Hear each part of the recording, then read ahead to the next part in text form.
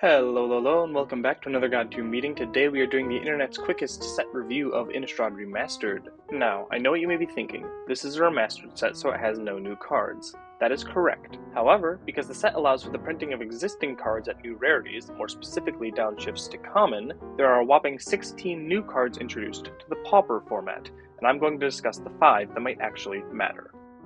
We begin with Brambleworm, which is unlikely to see a lot of play, but being a large creature with life gain for anti-aggro, reach for anti-flying, and a graveyard value may see this as a reanimation target.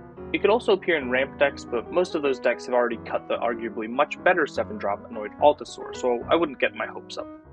Perhaps the strongest card in the set for Pauper, Essence Flux at first glance seems like a strictly worse Ephemerate or Ghostly Flicker, unable to loop well with Archaeomancer or Mnemonic Wall. But its real value is as the only 1-mana flickering instant in blue, something that a deck like Fairies could find a good use for, performing a similar role to Snap.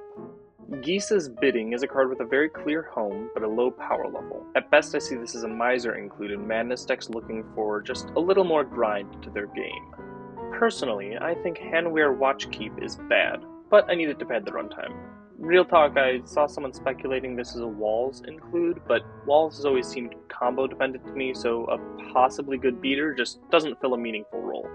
And last but not least, Seize the Storm seems like an interesting side grade to Serpentine Curve decks. It gives Trample, grows after the turn you cast it, and the spell has Flashback, but on the other hand it costs an extra mana over Curve and gets hit even harder by Graveyard Hate than Curve did. Maybe a deck could arise that plays both, or just plays a lot of Flashback spells to ignore the Graveyard Hate, or maybe that 5th mana just makes it unplayable. I don't know, but I'll be interested to see where Seize the Storm and all the 15 other new Pauper cards from this set end up. Hope you enjoyed the video. If you did, stick around and watch another one.